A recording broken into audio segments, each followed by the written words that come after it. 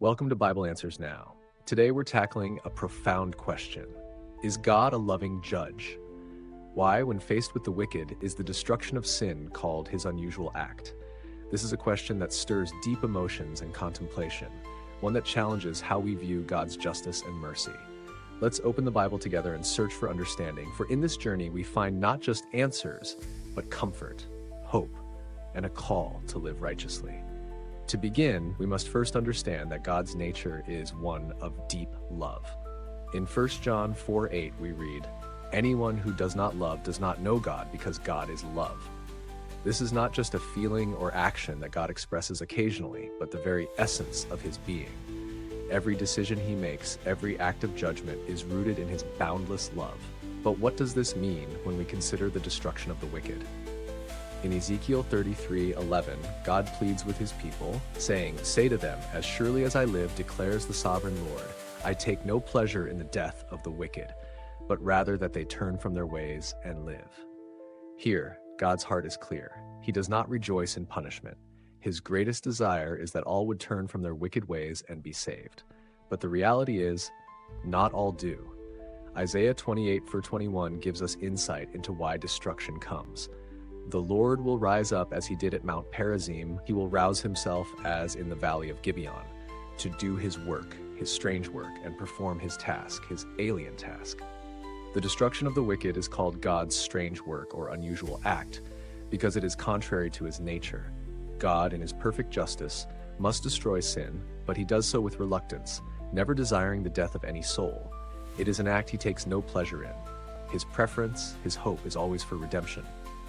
Let's consider Romans 2:5, where Paul writes, "But because of your stubbornness and your unrepentant heart, you are storing up wrath against yourself for the day of God's wrath, when his righteous judgment will be revealed."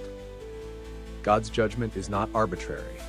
It is a response to the unrepentant heart, those who refuse his mercy and grace. The reality of judgment is that it is a result of choice, a choice to reject God's loving invitation to life.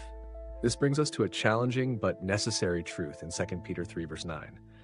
The Lord is not slow in keeping his promise, as some understand slowness. Instead, he is patient with you, not wanting anyone to perish, but everyone to come to repentance. Here we see that God's patience is part of his loving nature. He allows time, even when it seems like nothing is happening, for people to change their hearts. But there is a point where that patience runs out and judgment follows. Not out of spite, but out of the need for righteousness and the preservation of his kingdom. Now, let's turn to Revelation 20, verse 15, where it's revealed that anyone whose name was not found written in the book of life was thrown into the lake of fire. This verse illustrates the finality of God's judgment. It's not a place of ongoing torment, but a place of complete destruction, where all sin and rebellion against God are wiped away. God's justice will purify the earth, making it a place of peace and righteousness where sin can never again take root. This brings us to a profound conclusion. God's love is so great that he makes every effort to save us from destruction. In Matthew 23:37, Jesus expresses his sorrow over the fate of Jerusalem, saying, "O Jerusalem, Jerusalem, you who kill the prophets and stone those sent to you, how often I have longed to gather your children together, as a hen gathers her chicks under her wings, and you were not willing." Jesus' love for us is so deep that he mourns the destruction of those who reject him. He wants to save us, protect us, and shield us from the consequences of our sin. But ultimately, it is up to us to accept his love or reject it.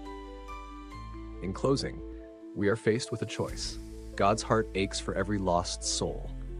His judgment, though severe, is not something he desires, but something he must carry out for the sake of his creation and his justice. The question for us is, will we heed his call to repentance? Will we embrace his love and mercy while we still have time? Take a moment today to reflect on your relationship with God. Ask yourself, am I truly living in alignment with his love and justice? Perhaps you feel a tug in your heart. If so, I encourage you to pray for guidance, for the strength to turn away from sin, and to seek his mercy. Remember, God's desire is always for you to be saved. Let this truth shape the way you live and interact with others. Be a vessel of his love and mercy in a world that desperately needs it. What about you? What's your favorite verse for comfort? Share it in the comments below, and let's talk about how God's love and justice can inspire us to live more faithfully today. Thanks for joining us on Bible Answers Now. May God bless you and your loved ones as you seek to walk in His love.